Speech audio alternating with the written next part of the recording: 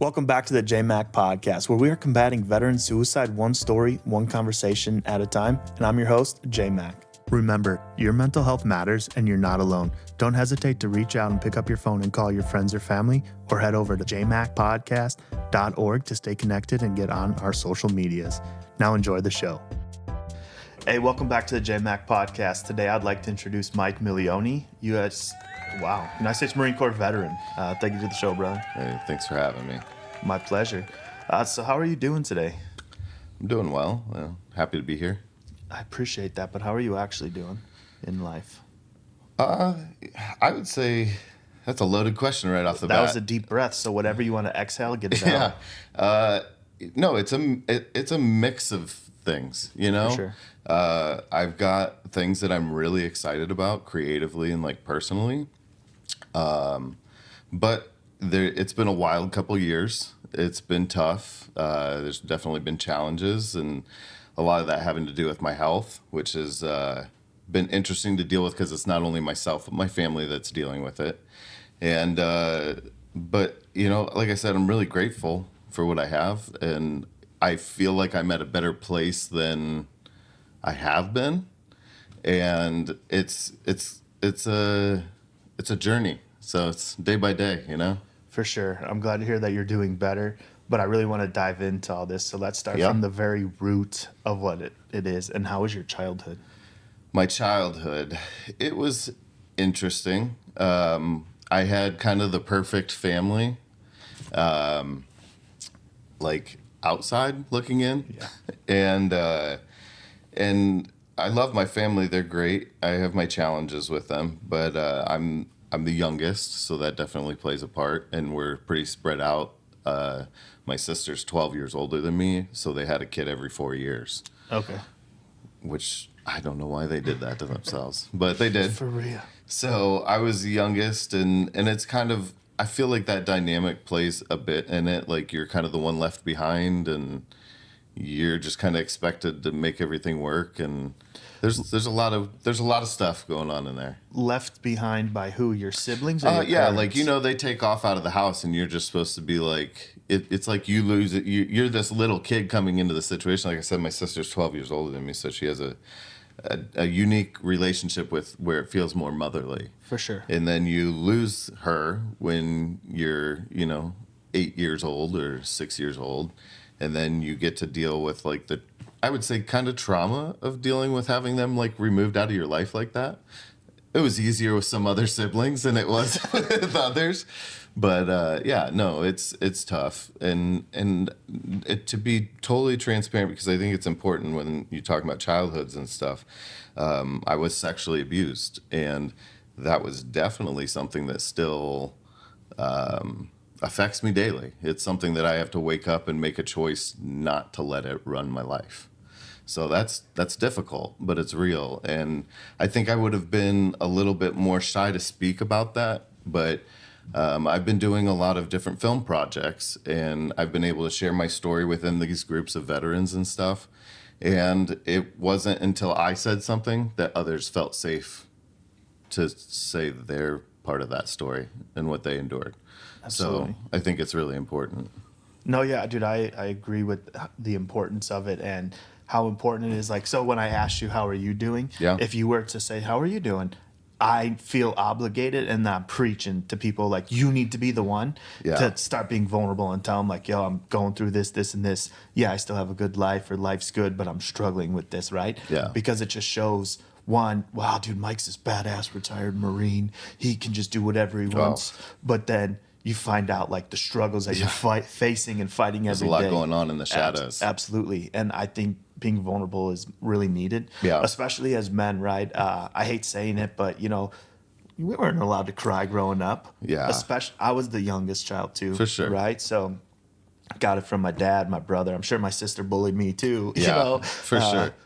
But yeah, dude, so I'm just trying to show that the stronger person actually talks about this shit. Yeah, no, for sure. And that's definitely built into our society.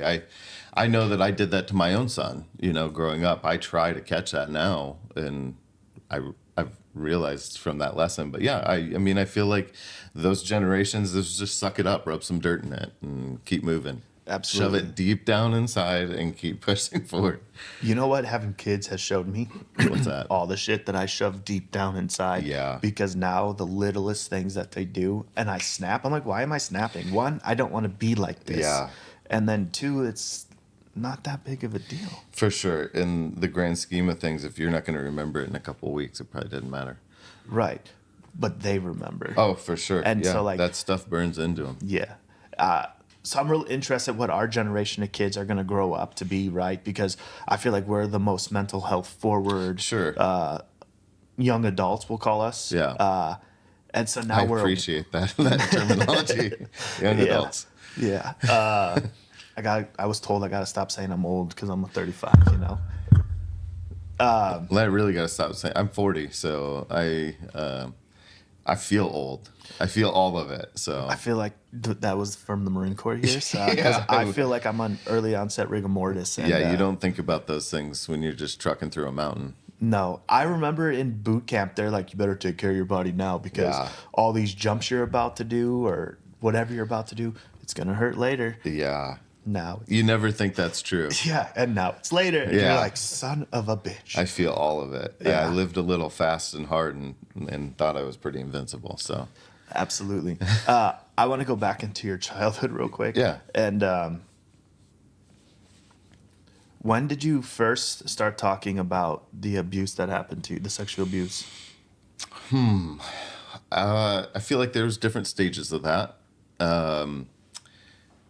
Because I originally started when I had reached back out to the school it was a teacher that had assaulted me. And I had reached back out to the school and given my story after I got back from combat, actually. Okay.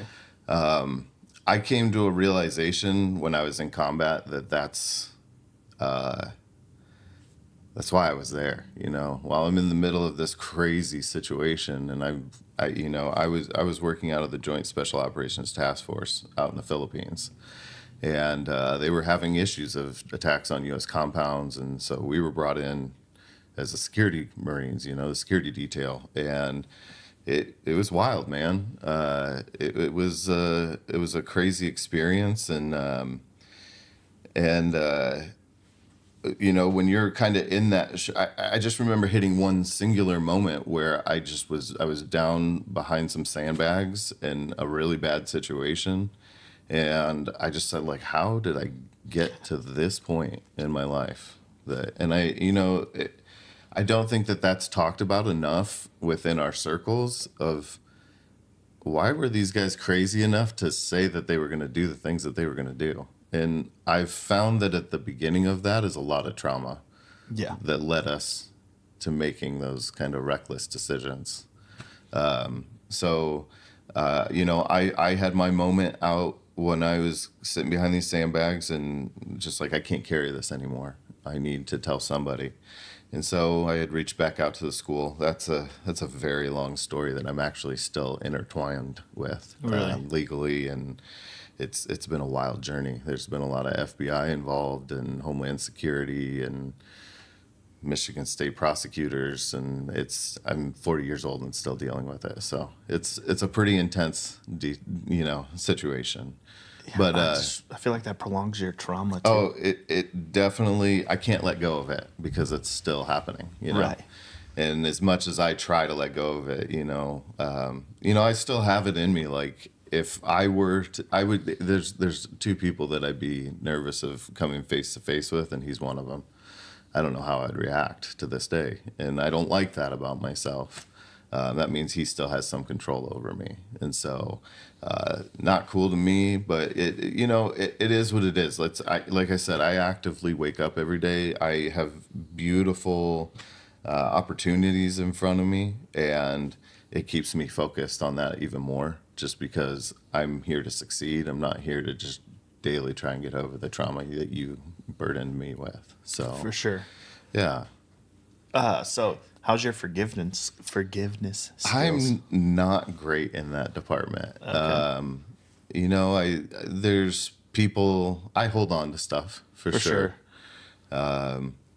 Very much so. I can hold a grudge like probably nobody other. which is not cool. You know, it's something I try and work on because it's not. We're just drinking the poison. Yeah, it's not fair to other people to put like that's me putting my issues on other people. So For sure. yeah, I work on it daily though. There are some people that I kind of look at it from a biblical stance too. You know, it took Joseph like 40 years to forgive his brothers. So I think I got some time to kind of figure myself out, and I think that there came a point when I realized that that's what I had to do in my life. If you have to keep a couple people out of your life to focus on what you're going through because you need to tread water, I feel like it's really important to put your safety vest on first before you're helping others. Yeah, so it sounds like those are boundaries, and that's something I recently just started to realize. I never, first of all, I was in the Marine Corps, Yeah. right? So I'm like, dude, what do you mean boundaries, bro? I'm Yeah, a Marine, man. right. You're either going to do what I say or you're not, right? Right. Let's go. It doesn't work that way. Yeah. And so now I'm finally trying to instill boundaries. First of all, I'm still learning how to do it. And then I'm also at the point with in certain areas where like I've allowed shit for so long, I'm not anymore. So it's complete 180. Either get Yeah. on board or get out. Yeah. And I think that's probably harsh for some people, right? Sure, it can be. I think we have a pleasing society where we don't want to tell people no, and you don't want to be look at like you're a jerk or something. For sure, you you- get forced into some things. I don't want to be an asshole, right? I found kind of, and this is, I'll give you a piece of advice that I've heard that I loved, that I wish I would have heard sooner, and it's still hard implementing because of the nurturing side of people. Yeah. But if someone comes to me with a problem 3 times, then they need professional help. Because they're going to keep taking from me when I'm trying to, like I said, put my own safety vest on.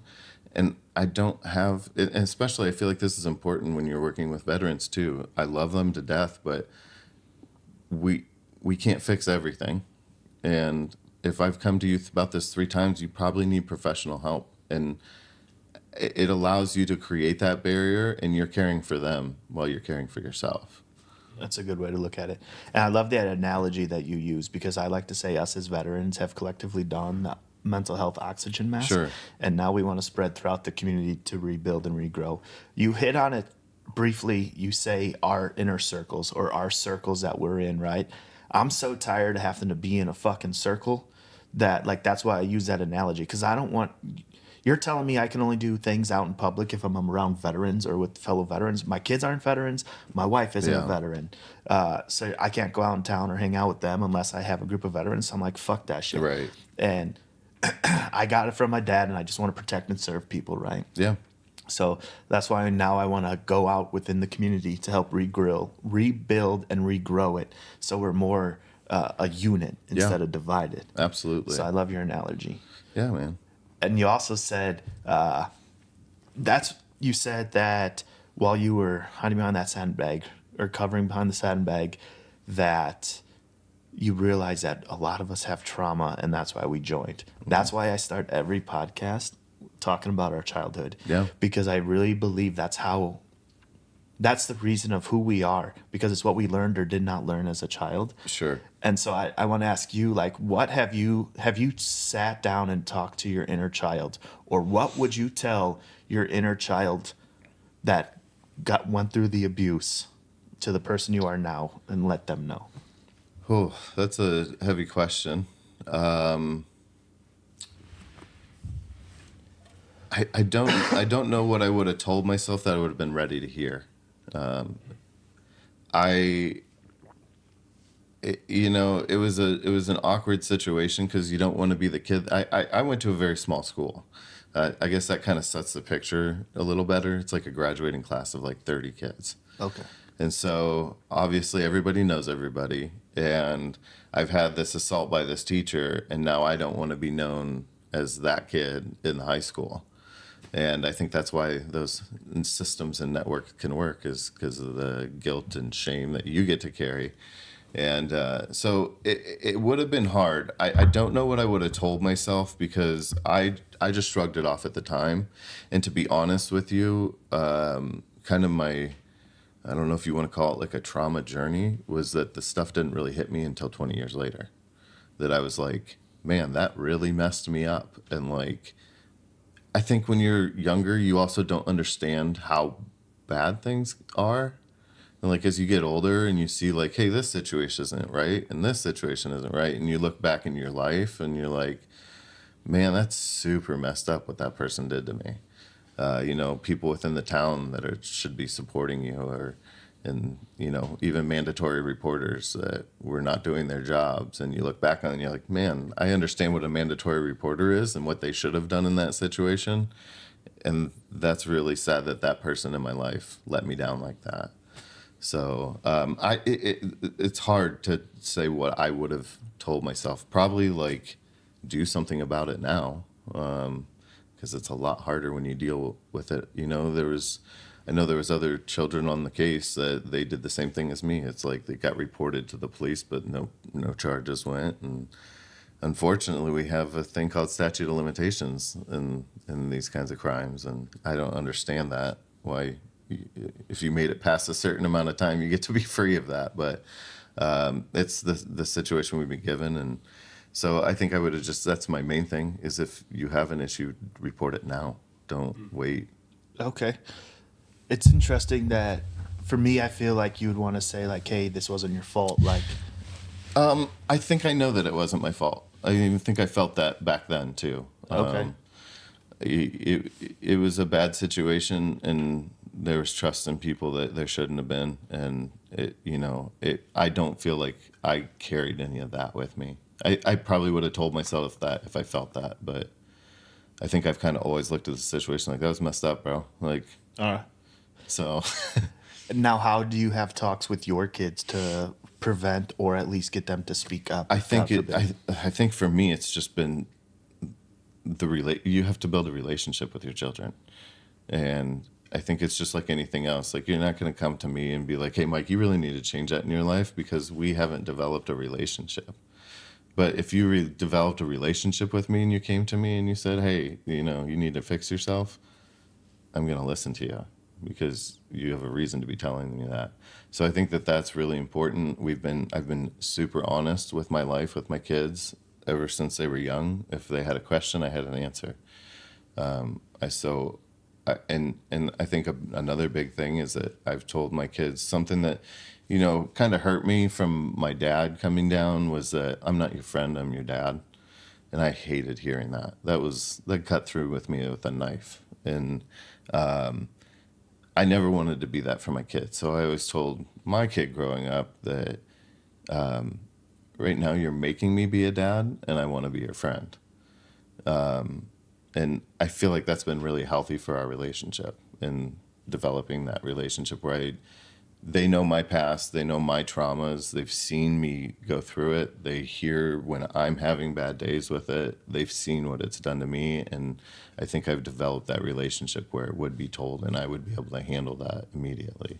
Okay. So you've shared your story? Absolutely. I think that it's important to be very open with your children. Yeah, I find,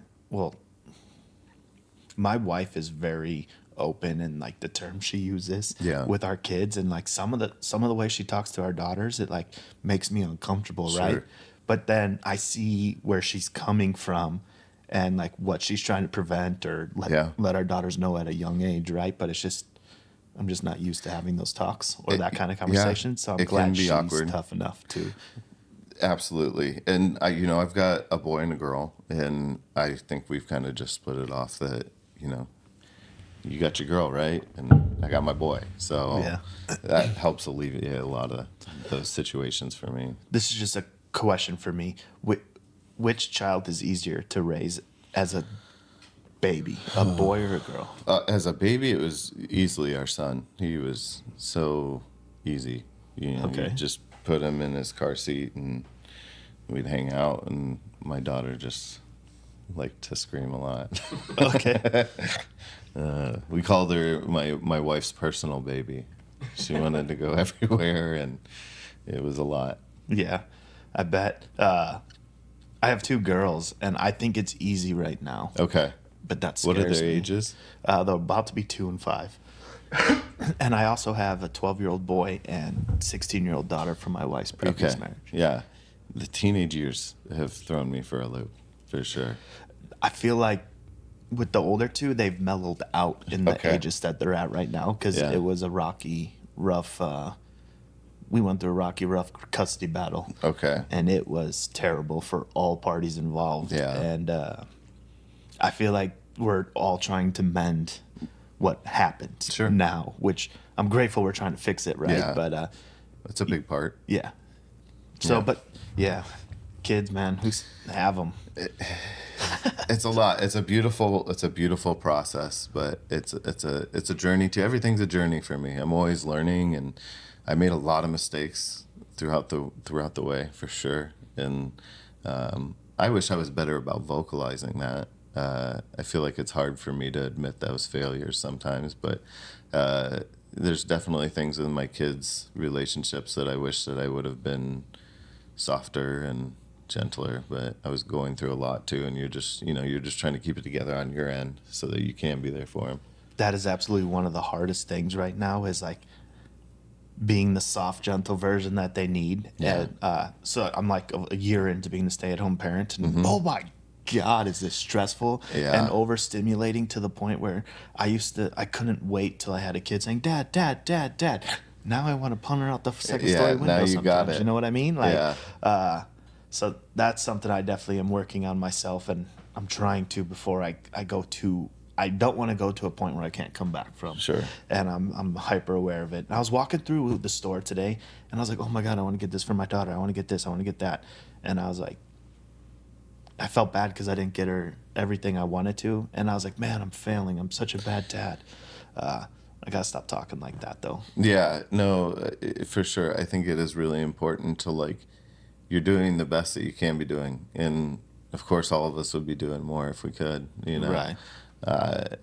Through all my health issues, I had to come off work, like, the drop of a hat. And it's been tough. I've had to rely a lot more on my wife providing, and me being a stay-at-home dad now as well. And it's difficult. It is very difficult. I definitely did not give my wife enough credit in the beginning, Yeah. for sure, for being a You stay-at-home think parent. it's easy? Yeah, I was very ignorant. And Yeah. thought, yeah, well, she's just sitting at home watching soap operas. It's Yeah, not. you're watching cartoons with the kids, do the dishes. Yeah. And I walk inside and I got dishes piled up. You know, I'm Dude, like, it son gets of a wild. bitch. I feel it's tough. I'm trying to be a good housewife right now. But. For sure. I'm trying to be a good Mr. Mom, you know? But you said that it's hard for you to accept, or you wish you vocalized your failures sooner. I'm going to challenge you that, like, have you stopped doing whatever you were doing, or have you grown from it? Because now it's just a learning lesson. For sure. I definitely, those are things in my past. It's stuff when I still look back to a lot to when I first came out of service, and I was dealing with a lot. It was very rough. And, it continues to be a different kind of rough every day. I just had a friend that within the unit that I was in that, I got reached out to on Facebook, and they, we need to check on each other more because this one slipped through the cracks. Sorry to hear that. And it's a continuing process, but I didn't have the tools that I have now to understand that, or to, it's even little things like I had a book that my wife got my kids that says, "Why is Dad so mad?" And it was like this little animated book that kind of goes over PTSD and the different symptoms of it and stuff. And it's like I was learning stuff from that book. Yeah. I was like, oh man, loud noises are like, like when there's loud noises in the car and Daddy gets mad, and I'm like, oh wait, that's actually from that, Yeah. So I think once you recognize things, you're able to go, hey, this is the PTSD happening right now, and I need to not be making that choice. Just chill down. I have a hard time. I think you're like helping me answer my own thoughts, right? I probably can't even formulate the proper sentence, right? But I feel like I go to bed in like a good mood or a good state, and I wake up and I reset, and I'm just living the same story different. Yeah. But my mood, like I could be like, dude, I was so happy for like the past 3 days, and now I'm just miserable and I hate everything. Why? And Yeah. it's such a mind fuck because I'm like, dude, am I literally crazy? You know? We all are. Yeah. Every one of us. We're dealing with our own battles. It's tough. Like I said, it's a day by day thing. You know, we're just fighting through every day, and the world's gotten weird, and there's so many things. There's so many pressures that we didn't have to deal with before, and you get to deal with those pressures every time you wake up. For real. I think social media is a huge one, right? I cannot wait to have my own team, to have our team where I can just be like, you do this shit. I'm gonna depress you a lot because It's never going to happen. it's never gonna happen, man. You may get people, but those people are going to need content from you. Yeah, but if I don't have, I get stuck in the networking stages I get of it. I took 6 years away from social media, and I got back, and I think Heidi may have told you I'm in Instagram jail right now. Yeah, because I posted happy birthday to my son, so Oh, you could see the issue with that. yeah. It's been really frustrating. I took 6 years off, and I have a lot of projects coming out now and a lot of things happening in my life. And so I kind of I was like, okay, I got to bite the bullet, and this is what success costs these days. And True. yeah, I instantly got put in jail for adding friends first. And then once I posted a picture of my son Damn. for his birthday, yeah, that was it. Kaput. So I'm fighting for it now. But it's just a lot. To get back to what you're saying, it's a lot, man. Always constantly trying to prove like why you matter, you know? Yeah, absolutely. Let's get back into your story and your journey. In high school, is that when you decided you were going to join the Marine Corps, or when did that come? No, I hated that. Oh, I hated the thought of it. Okay. I wish I had a more patriotic story. I don't. I actually went off to college, barely. I was a super senior. I decided to take a little extra longer at school. That also had to do with the trauma too. But so I was a fifth year senior. I kind of graduated like right after my school year ended. I went to like a secondary school and like finished the rest of the work and chilled the rest of the year. I went off to college to go give that a stab. I liked partying way too much. I learned that school wasn't my thing, and partying was my thing. And I kind of got to a point where I was going to be homeless. And so I went into the Air Force recruiter, and he's love to have you, and this is great, and we'll get you out of here in 3 months. And I was like, homeboy, I don't have a place to live next week, so I don't know how that's gonna work out. Marine was outside smoking a cigarette and said, hey, how'd that go? And I was like, well, not great. I'm going to be homeless next week, and it's going to take him 3 months. And he said, I'll have you out here by Friday. And I shook the guy's hand, and I left. Damn. So that was my journey. So how was it going straight into boot camp from that? It was pretty wild, because literally beforehand, like I was always very against authority, and I had my reasons why.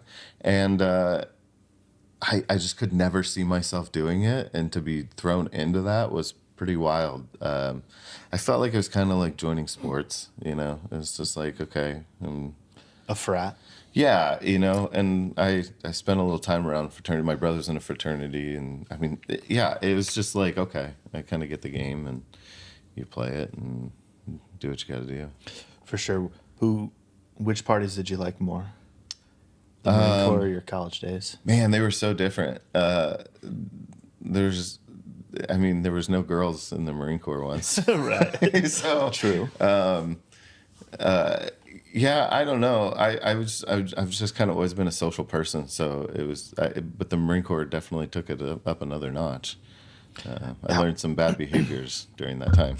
I say that we're contractual alcoholics once you sign that contract, because even if you didn't drink before you went in there, somebody was going to corrupt you.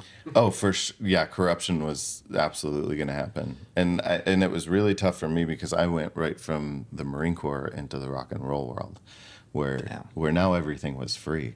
Oh, shit. That was... Yeah, I don't drink anymore, to say the least. Good call. Yeah. But before we get into that world, the corruption or like So the best leaders that we had, they do some fucked up shit. People do fucked up shit. You don't have to be a good person or a bad person, right? Yeah. I just remember this one kid. He came in. He didn't drink. He was still a virgin. Yeah. Before his squad was allowed to get off of work, he had to create a Tinder and get a date. Yeah, I could see that. It had to happen, and it happened up in the parking lot in front of the barracks. And then that kid became one of the heaviest drinkers in the platoon. Yeah, I mean, kind of when you're forced into a sexual situation, that can do a number on you. Yeah. It doesn't matter sure. if you think you're an adult and doing a big boy job. And to think, but the fucked up mindset is, right, like, it was funny. Oh, yeah. But, like, now looking back, I'm like, dude, that kid got traumatized.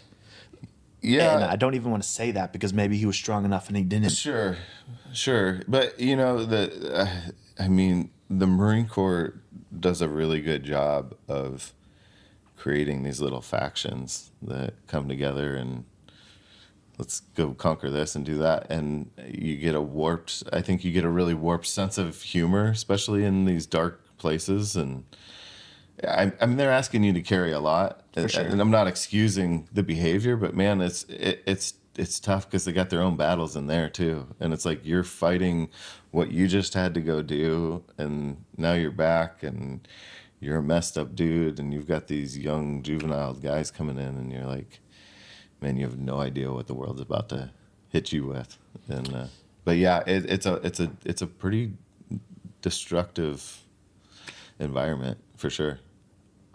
I do understand it fully to a degree, right?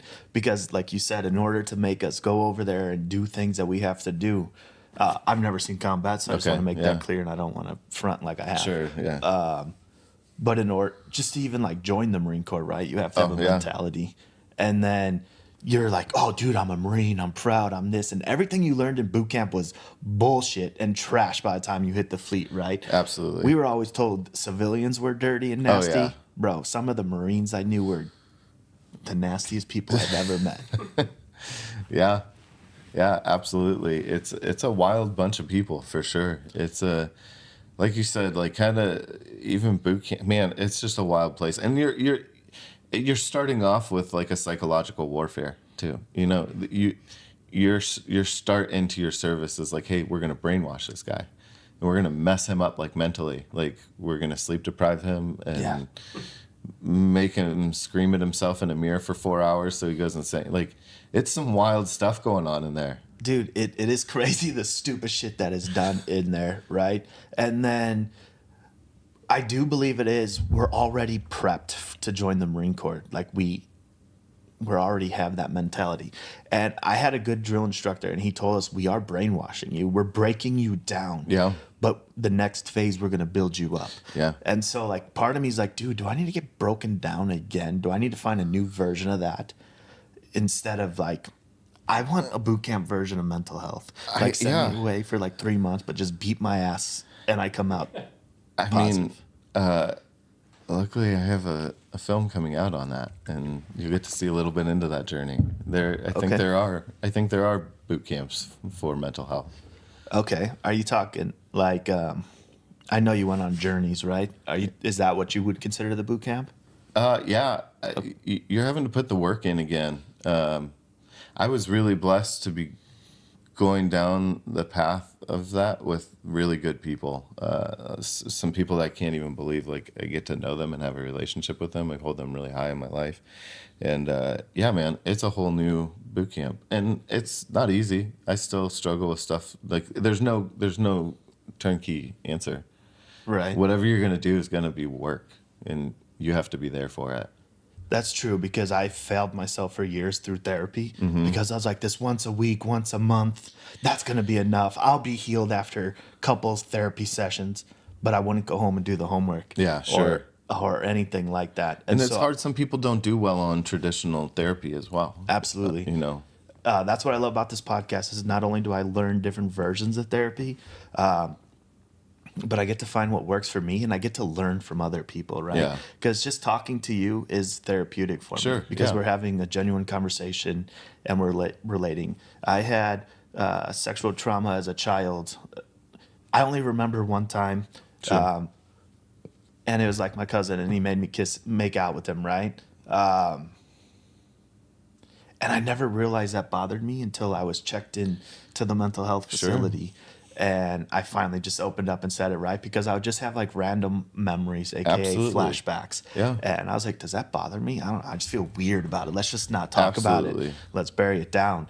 And I never realized that, dude, I am suffering from PTSD and, Yeah. and all that other traumas, right? I just feel like I didn't earn PTSD, right? Because to me, it's No, pain isn't exclusive to war. You know what I mean? sure. Like, a lot of people assume because I was in combat and I went through really crazy stuff and really difficult situations, and war is not fun. no. And so people automatically assume that's where my trauma and pain is from, and it's like 10% of it. No, I shouldn't say that. It's a lot. But what my childhood held is what holds the key to my prison. And it's almost hard because people just assume that with me right away. They're like, oh man, I'm so sorry what you've been through. I'm like, yeah, I've been through a lot, but it's not what you're thinking, it's deeper. So Do you think that's because you haven't had the time to fully understand and process what you went through in war? And so now when you're like 70, 80. So I feel like coming back from combat and dealing with losses in the military and stuff like that, that stuff hit me. It was like, when you're in the Marine Corps, you're so freaking busy, and we were always out in the field. We were always working. And so it was like, I mean, I didn't get a second to like think about what it was even happening in front of me. And so I didn't deal with the traumas that I was dealing with from the Marine Corps until I got out of the Marine Corps. I got out on a medical separation. And it wasn't until I was just sitting like a bump on a log on my couch and had nothing better to do that hit me. My childhood trauma still hadn't even really hit me. It wasn't until 15 years later from dealing with I'm still dealing with combat stuff, don't get me wrong, but like the brunt of that was a year or two after I came out of the Marine Corps. So part of me feels and believes, well, part of that is your brain keeps blocking out what happened in the past, Sure. right? So you're just trying to survive off of the last memories. But then, lost my train of thought, but it has something to do with all of our traumas. I feel like the way that the combat has affected you is affecting you from your hurt inner child. Yeah. So you're not even you're healing from like the surface level, but you're not doing anything, Yeah. right? Because it's still the root. Sure. And not just you. I'm saying you, so I hope you don't No, feel like I'm directing. yeah, it. no. All right. But yeah, I feel like that's what I want to. I want to go on one of your boot camps or your journeys that you've been through, because I want to unlock things that I have blocked out, because I'm tired of just sitting where I'm at and not remembering, but being just exhausted from hiding it. Yeah, and I think that's where these modalities are meant to be used. I actually had a lot of so I had a head trauma. I had a lot of things that happened while I was out there, and I need to be tested for TBI. And I used to not be able to hold like a 10-minute conversation. After going out and taking ayahuasca and being able to take part in that, I had to have it explained to me by a neurosurgeon, and he was talking about my neural networks that I have a roadblock. I'm hitting something that's making, like, I would sit here and like if you gave me a cue, I could remember what I was talking about, but I would be like, I'm so sorry, I forget what we're talking about. I went off and did this treatment, and I've had that happen maybe 2 or 3 times in the past 3-4 years. That doesn't happen. I mean, I used to struggle through every conversation. So it's more than just an experience or this or that. It's really doing things in there where you're creating damage, and now you have to be ready to be able to relive those pasts. You know, I have a lot of skeletons in my closet that I don't really want to revisit. It may shake one loose you don't want to shake.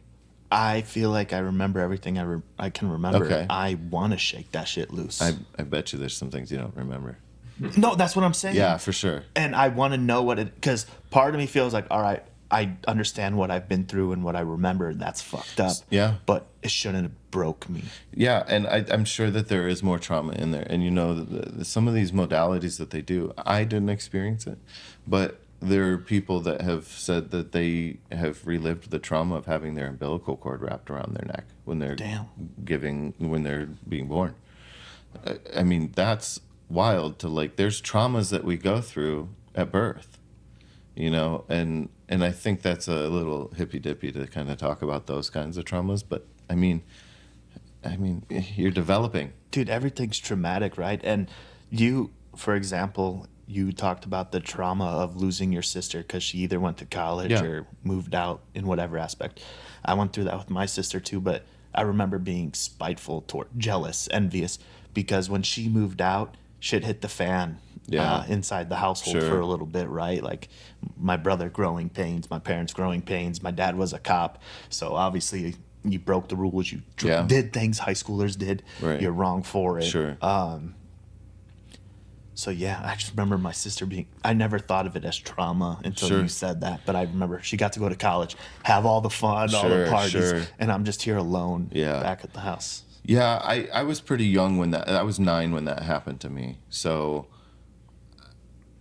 yeah, for me, it was very traumatic. I mean, I remember we were driving away, and I don't understand why I'm leaving my family member, because we had moved from her, and because she was in college and doing her thing, and so we were taken off, and I just remember crying the whole trip up and like not understanding, and it was very traumatic for me, for sure. There was no question about it being traumatic.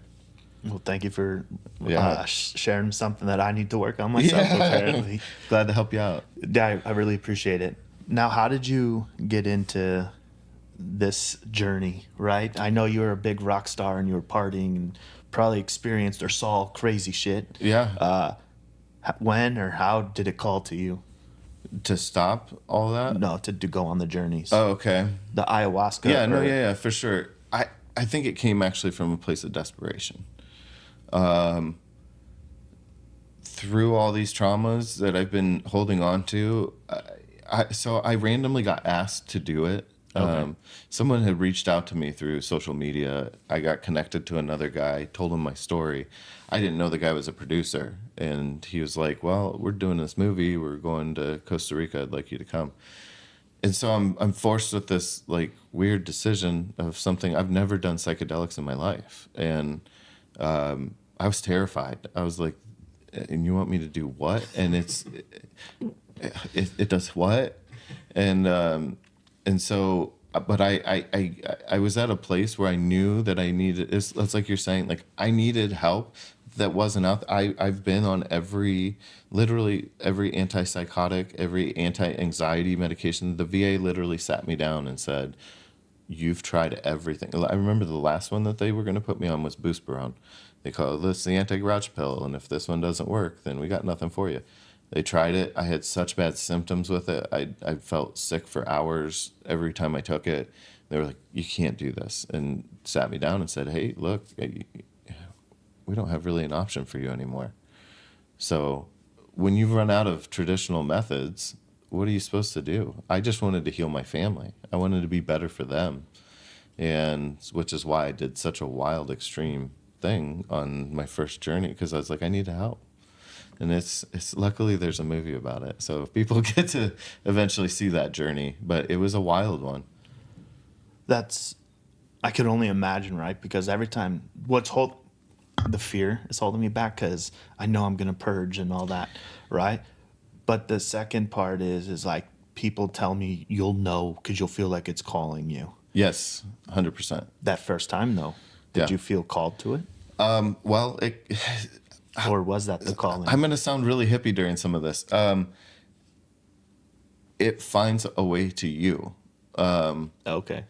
So I'll even give you an example for the second time that I went on and did ayahuasca. The first time was a clinical study.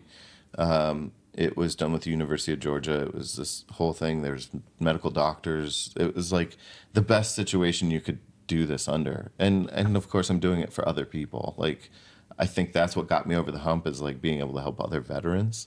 And if I can put myself through a lot for other people. And so For sure, dude. yeah, so Gives you purpose. that's what took me out the first time. Now the second time, I had a really bad trip, really bad. My first trip, and luckily it kind of came full circle for me. But it actually caused some damage in my life for the next 2 years after. And I went into an isolation. I now didn't care about the fame or the money that I was chasing in the music industry, which was a weird position to be put in 15 years into my career. It's all I know. All my friends are at the top positions of their careers and doing, I'm the principal now, or I'm the executive now. And I'm like, man, music's all I know. Like, what do I do now? So when I lost all that, it was a very weird place to be. I went into a severe isolation, and my first step out of isolation was texting my producer and saying, "Hey, man, what's going on?" And that was big. It was like, I finally did something about it. Yeah. And he hit me back and just was like, "Yeah, doing good, man. Hope you're well." Unbeknownst to me, they were getting ready for a new filming of Ayahuasca, and somebody had just dropped out. And without the head veteran knowing, Roger, without him knowing, was sitting next to the producer and goes, I wonder what Mike's up to. And he goes, well, that's funny. He just texted me the other day. And then they gave me this opportunity and said, hey, we're leaving in 2 weeks to go do ayahuasca in Peru. Would you like to come with us? And under no other circumstances would I have gone back and put myself through that. But I only had 2 weeks, and I said yes. And so I was like, oh, shoot, why'd I do that? And I did. And it was a beautiful experience, and it brought me kind of back down to earth a little bit. And yeah, it was good. So can you explain the negative or how did it hurt you? Yeah.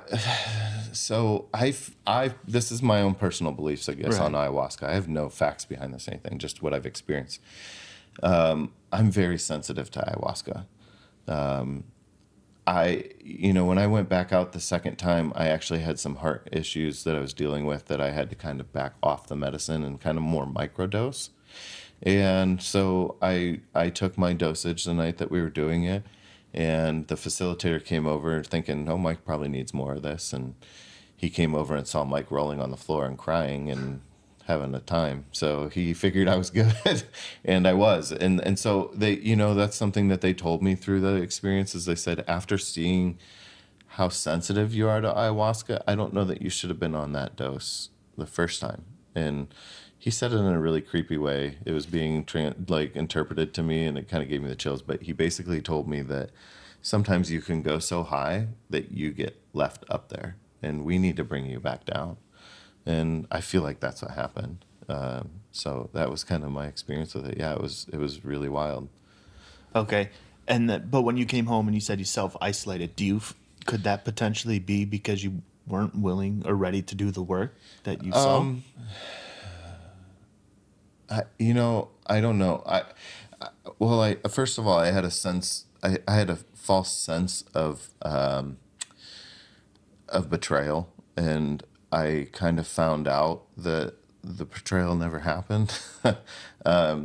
It's just going through all those traumas, and it's just such a weird situation. I think that the self-isolation came from just thinking that there are no good people in the world, which is weird because going through that experience, you kind of understand you're all connected and we're kind of all one. But I just went through this huge thing of I don't really want to be around anyone. I do get treated a little weird because of my line of work. I feel like sometimes people don't know how to communicate with me. They want to know what it's like to hang out with Nikki Sixx, or they don't care much about you, but they care about what you've done, and they want to live vicariously through you. Sure. And so when you feel like you're never gaining a genuine relationship, you start to isolate, and then it just kind of piles on. Your trauma piles on it, and it can really run away from you if you let it, And I let it for a little while.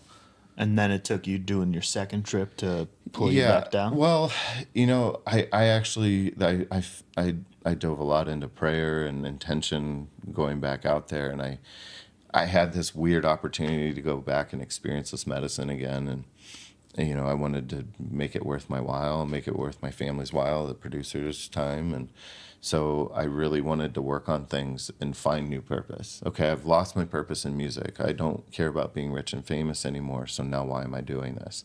And it took me a long time to understand that. And I think the medicine helped me understand that. Again, it's weird. I think only people that would understand this would be the people that have done it. But ayahuasca starts working the second that you decide to use it.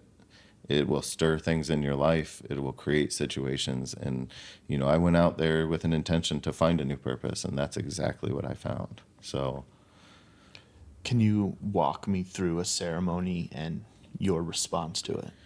sure. The ceremony,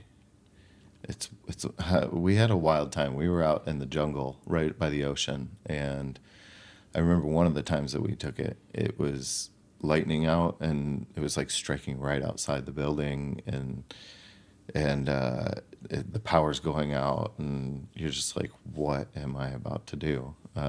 It's a lot. It's a lot to sit with, and you're For like, sure. so you go through, you take the medicine. It takes about probably 45 minutes for it to actually kind of hit you, and unfortunately, I had a watch on because I was a part of a clinical study, so they were monitoring our heart rate, our stress levels, all that kind of stuff, and I kept peaking, and I was like, okay, here we go. Don't ever bring a watch to an event like that. Time isn't real there. So, the medicines start hitting for me. I guess I'll just briefly describe my first experience. That was not a good experience. I actually can't feel my leg from my knee down on my left leg. It causes a lot of cramping and issues, especially when I travel internationally and stuff. So I go through and I have this beautiful experience. We're in this wild building and there's all these angles on it, and I start seeing in mathematics and geometric patterns, and I'm just like, whoa, like how's my brain even doing what's happening? Like I have a super brain. And then my leg actually kind of cramped up, and I really didn't want to move people out of like what they were going through. And so I sat up really quick, and the facilitator came over to me, and she said, what do you need? And I said, oh, actually, I wasn't trying to call you over. I'm all good. I don't need anything. And she goes, okay, well, then I tailspinned like within seconds of her being there. And I was like, I felt like I had tried everything, and my leg, my physical limitations had ripped me out of what I was going through and what I was going to experience. And this isn't going to work for me. And like my head just started spiraling, and now I've tried everything. So this is just me. Like, that was a lot to sit with on that medicine, and then I think I fought it the rest of the time because I was all messed up, and I was in conflict, and I didn't want to let it do what it was doing, so I was fighting it, and that's a really rough fight. I spent 8 hours just fighting ayahuasca not to happen, and I would not recommend that for anybody. See, I haven't done anything that extreme yet. Okay.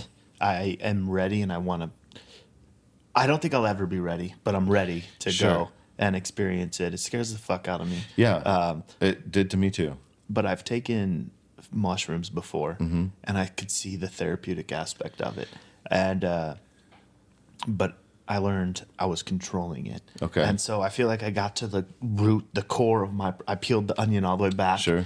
Got to the bottom, and I was like, oh shit, well now what? All Yeah. right, well I don't feel anything anymore because of these. But now what do I do? And then I just started to feel overwhelmed, and I started to feel overheated. My face Sure. got hot. I had to drink water, sat underneath the fan.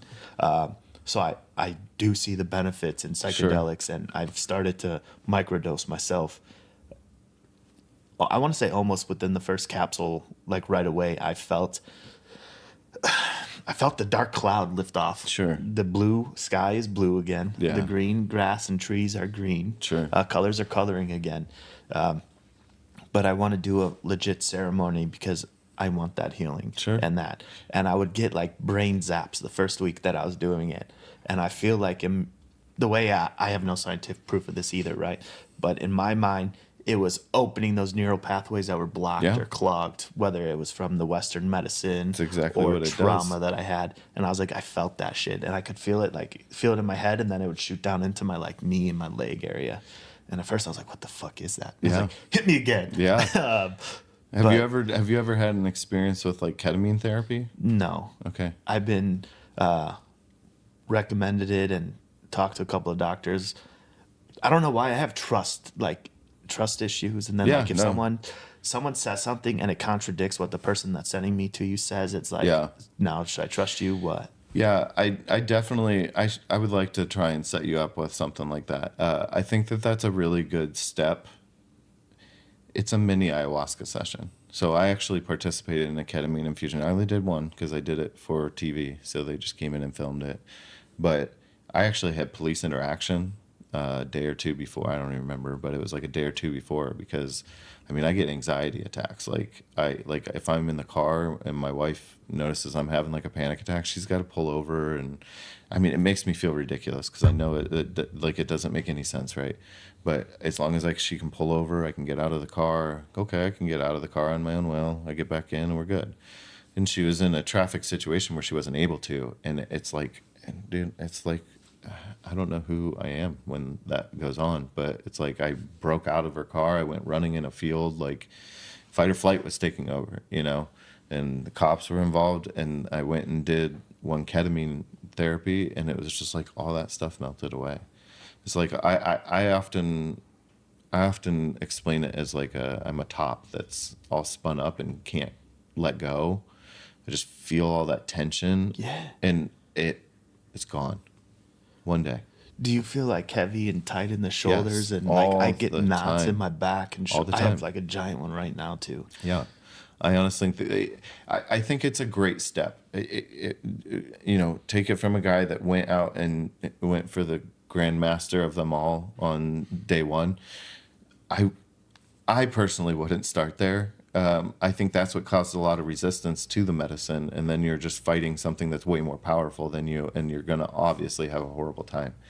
I think that ketamine is a good explanation of what you're about to enter into. It's an hour long. It's like, how bad can an hour be? By the time it's over. I honestly, when I did it, my wife came in to see me right after the treatment. I asked for her, and she ended up, I went to go lift my head up, and I was like, oh, that's not a thing I can do right now. So I was more messed up than I even realized I was. It's just not a very, ayahuasca is like someone smashed you in the face with a baseball bat of universe, and you're like, what even just hit me? But I think that if you're interested in that would be a great first step. For sure. Be like, 100%. hey, do I want to take this deeper? Because that next step is big. I'm ready to jump off. Yeah. So. And maybe you are ready for the big bang too. You can only know that. I know it was weird because I was very apprehensive doing it. But obviously, I feel like any normal person should. Like, oh my gosh, what am I about to do? For some reason, when I went to go take it for the first time, it literally just I was like, okay, I'm ready. This is good. Let's drink it. See, I know I also have that go big or go home mentality Sure. too. So Well, maybe they'll I should give just you start more. with ketamine. No, I don't mean it like that. I really Yeah. don't want a bad trip, Yeah, no, but I you understand don't. there's a You don't. possibility of it. But I need more. There's something more. Sure. And hit up the VA Phoenix TBI clinic. Okay. They got me through it. I just had an MRI. They found something on my brain, and they're sending me to the next step. Okay. Right. I need to do that for sure. Yeah, the dude was super helpful. Yeah. So just be open with him and talk with him, and just do it. Yeah. But yeah, I just feel I've been telling my wife for like a couple of years now, dude. There's something blocking me. I need something more. Like Western medicine is not cutting it for me. Yeah. And you say, I don't care about you being hippity dippity, right? Because that's who I want to be. Sure. But I have the shame or the like, oh, I don't want to be labeled as a hippity dippity. Well, it sounds really weird too. And once you go experience something like this, one of the things you're going to want to do is tell everyone about it. You're going to be like, oh my God, like I found the key to life. And everyone's going to look at you like you're crazy.